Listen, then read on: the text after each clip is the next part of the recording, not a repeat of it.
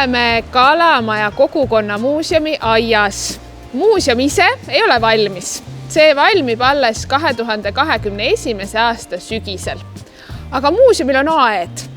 Ja muuseum on praegu tegutsenud linnaruumis ja aias, aga sellist ühist mõnusat linnaruumi võiks alati rohkem olla ja rohelist linnaruumi.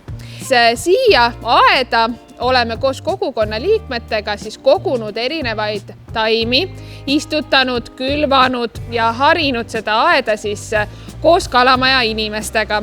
Et inimesed on saanud siia oma taimed tuua, nende taimede juurde on pandud pisikesed sildid, meil kasvavad siin toidutaimed, kõrvitsad, tillid, sibulad, kõik sellised asjad. Siin on ka kastid, kus kõik taimed kasvavad, et need on vanad museaalide kastid. Ehk muuseum ja aed sai kokku. Kalamaja kogukonna muuseumi aed on kujundatud ühes stiilis. Kõikidele taimedele on pandud väikesed kalakujulised sildid, mis on ka trükitähtedega, nii et ka lapsed, kes veel väga lugeda ei oska ja keda siin aias käib üsna palju, saaksid nende taimede nimed kokku lugeda.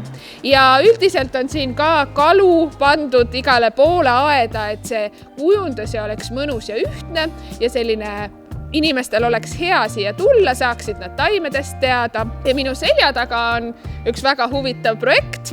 See on puhas kogukonna algatus. Nimelt siin on ka kiviaed.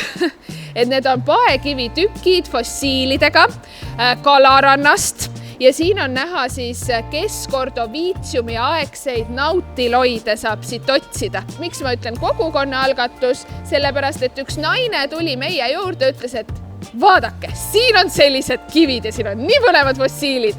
Tooksime need siia muuseumi aeda, et nad säiliksid, kuna Kalarannas algas suur ehitustöö. Et nüüd ongi meil taimed, söögitaimed, meil on kunagised fossiilid, meil on näitus, et see moodustabki ühe terviku.